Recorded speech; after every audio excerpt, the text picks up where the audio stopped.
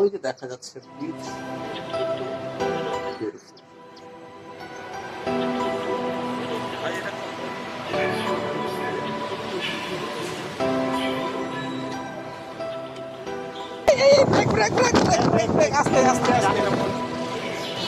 আমাদের অনেক দায়িত্ব আছে নিজেদের পরিবেশের ব্যাপারে। জায়গাটা খুব নোংরা ছিল।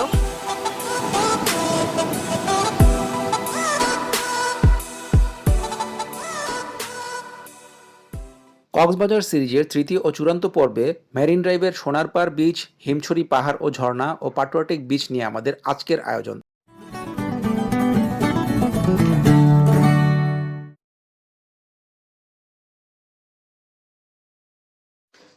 হ্যালো, আসসালামু আলাইকুম, গুড মর্নিং। তো আজকে আমাদের কক্সবাজার থেকে চেক আউটের ডেট। সো সকালবেলা ব্রেকফাস্ট করে এসেছি, সবকিছু গুছিয়ে নিলাম। এখন আমার বেলকনি থেকে বিচের ভিডিও দেখানোর জন্য আমি একটু দাঁড়ালাম এখানে। সো ওই যে দেখা যাচ্ছে বিচ। আসলে এই হোটেলটা হচ্ছে বিচের সবচেয়ে কাছের হোটেল ইন মাই ওপিনিয়ন। এখান থেকে বিচে হেঁটে যাওয়ার distance about just a half a minute from the hotel lobby to the beach. It's very, very nearest. And you can hear the ocean sound, wave sound from your balcony or even from your bed. It's too much beautiful, too much. So, আর এখানে বাকি দৃশ্যগুলো আমি আপনাদেরকে একটু দেখাতে চাই। ওই যে দেখা যাচ্ছে ওইখানে ঝাউবন, এবং ঝাউবনের ঠিক মাঝে সমুদ্র দেখা যাচ্ছে। আর আজকে ওয়েদারটাও খুব সুন্দর ছিল। একটু পুরো ভিউটা দেখানোর চেষ্টা করছি। Everything is clear from here. It's too good. আমি এখন যাব ফিশ মার্কেটে, I mean to say dry fish, শুটকি যেটাকে আমরা বাংলা ভাষায় বলি। নিয়ে যেতে হবে আমাকে, কারণ অনেকের ডিমান্ড থাকে, তো সেই জন্য। আর তারপরে আমাদের আজকের প্ল্যান হচ্ছে আমরা চেক আউটের পরে চলে যাবো মেরিন ড্রাইভের যাত্রা শুরুর পূর্বে আমরা আমাদের কেনাকাটার উদ্দেশ্যে বেরিয়েছিলাম এবং সেখানে আমরা শুটকির আড়ত ও বার্মিজ মার্কেটে কিছু কেনাকাটা করি। এই মার্কেটটি ড্রাগন মার্কেট নামে সুপরিচিত এবং এটি সুগন্ধা বিচে যেতে সি ইন রোডের হাতের বাঁ দিকেই অবস্থিত।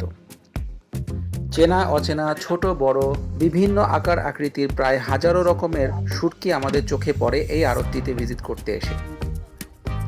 কক্সবাজারে এসে শুটকি কেনার সবচেয়ে বড় সুবিধা হলো এর সুলভ মূল্য এবং বৈচিত্র্য। তবে আপনি যদি দর কষাকষির ক্ষেত্রে এক্সপার্ট হয়ে থাকেন তবেই ভালো ফলাফল পাবেন।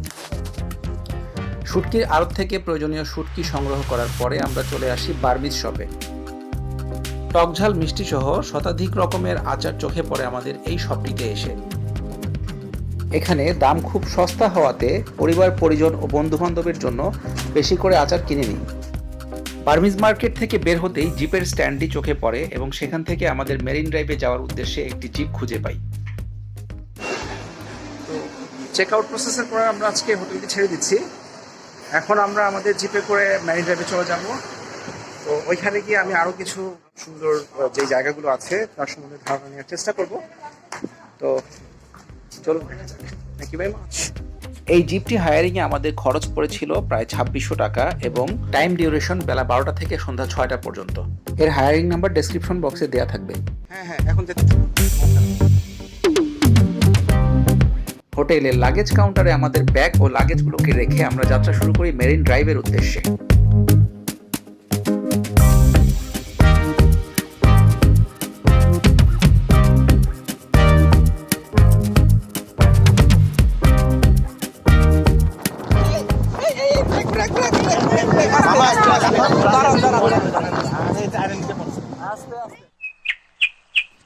কি ছিল ব্যাপারটা আসলে? এটি কন্টেন্ট ক্রিয়েটরের মাথার টুপি। আর ভাবটা এমন যেন কি যেন হয়েছে, অযথা পাবলিকের হয়রানি। ধর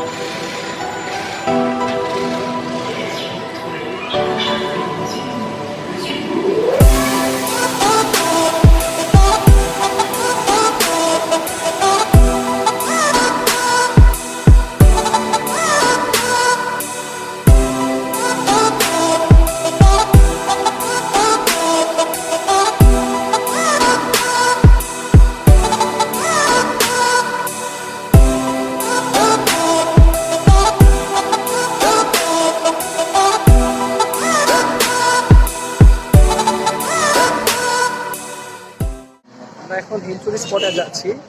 এখান থেকে আমরা ভিজিট করে আবার আমাদের জিপে ফিরে আসবো হয়তো ঘন্টাখানেকের মধ্যে। হিমছড়িতে ঢোকার পথে কিছু দোকান চোখে পড়ে। এর মধ্যে রয়েছে শামুক ঝিনুকে তৈরি সামগ্রী, টুপি, বার্মিজ আচার, খেলনা, পোশাক সহ আরও অন্যান্য অনেক কিছু।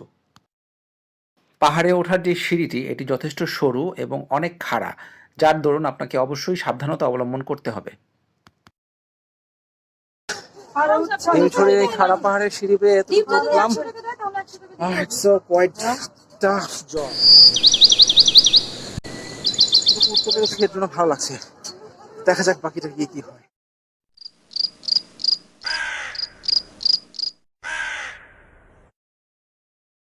পাহাড়ের উপরে নিরাপত্তার স্বার্থে যে চিকন বাঁশের বেড়াগুলো দেয়া আছে এগুলো তেমন একটা মজবুত নয়, তাই এখানেও আপনাকে নিরাপত্তার সাথে সর্বোচ্চ সতর্কতা অবলম্বন করতে হবে।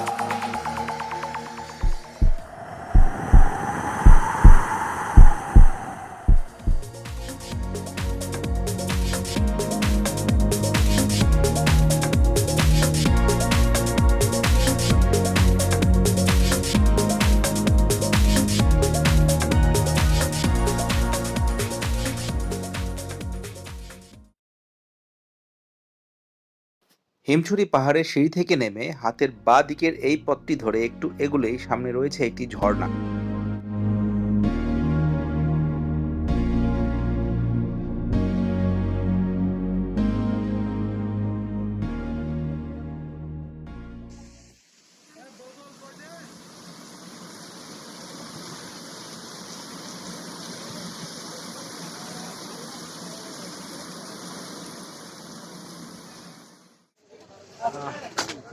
হিমছড়ি পাহাড় থেকে নেমে এলাম। পাহাড়ের এক্সপিরিয়েন্সটা ভালো, অনেক সুন্দর জায়গাটা, কিন্তু ওঠার ব্যাপারে একটু সতর্কতামূলক অনেক ব্যাপার আছে। আর আমাদের ক্ষেত্রে আসলে বাংলাদেশে ক্যাবেল লিফটের কোনো ব্যবস্থা নাই, তবে সেটা আমার মনে হয় কর্তৃপক্ষ দেখতে পারে যে ক্যাবেল লিফট দিয়ে কোনোভাবে উপরে তোলার ব্যবস্থা করা যায় কিনা।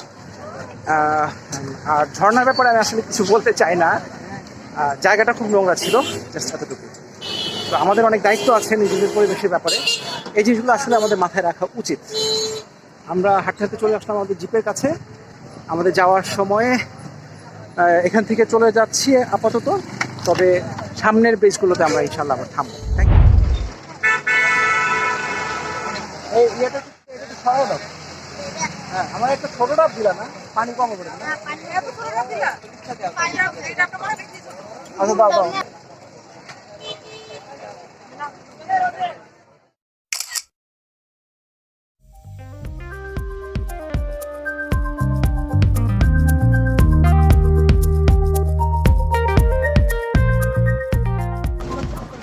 রেজুখাল ব্রিজে চলে এসেছি।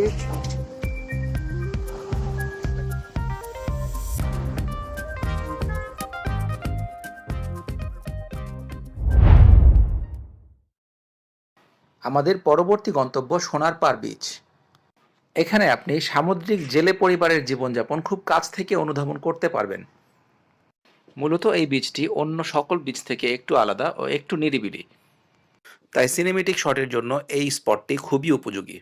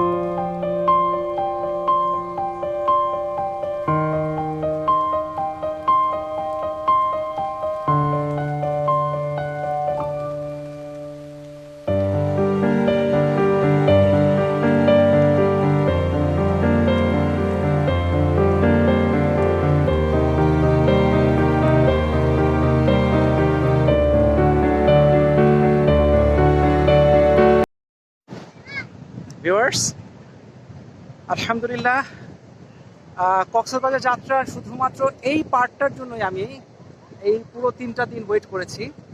এই বিচটা এবং এই যে বজরার নৌকাগুলো আর এই প্রাকৃতিক দৃশ্য আসলে এক কথায় মোহনীয়।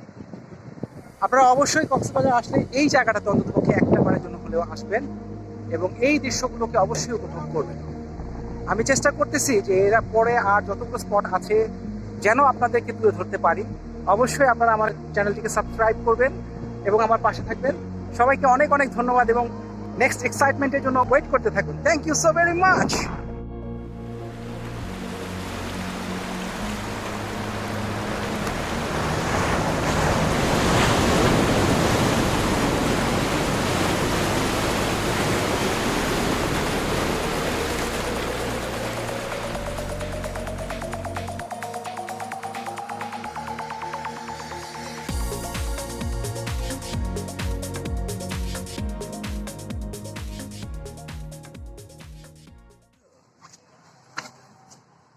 তো বিচ এবং শ্যাম্পানের ফটোগ্রাফি শেষে এখন অনেক ক্ষুধা পেয়েছে।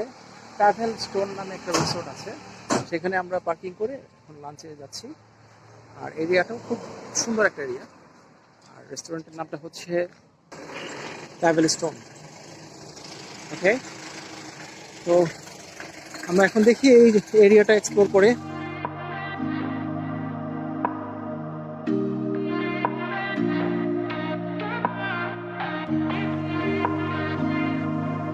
মনে হচ্ছে যে পুরো মালদ্বীপে চলে আসছে। There's no place I'd rather be than here with you. That's all I need. There's no one I'd rather see close to me.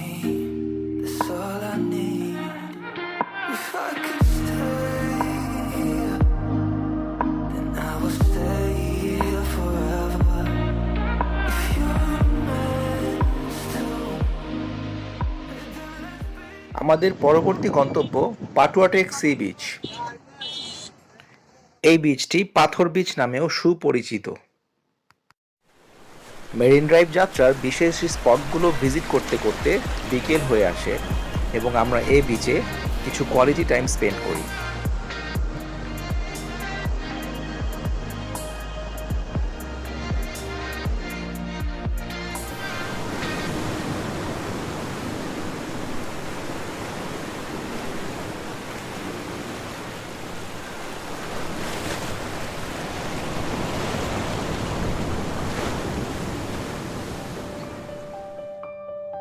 নীল আকাশ, সাগর, পাহাড় আর এই প্রকৃতির সৌন্দর্য উপভোগ করতে করতে কিভাবে কক্সবাজারের 3টি দিন শেষ হয়ে গেল তা আসলে বুঝে উঠতে পারি না। বিকেল গড়িয়ে সন্ধ্যা আসে আর আমাদেরও ঘরে ফেরার পালা।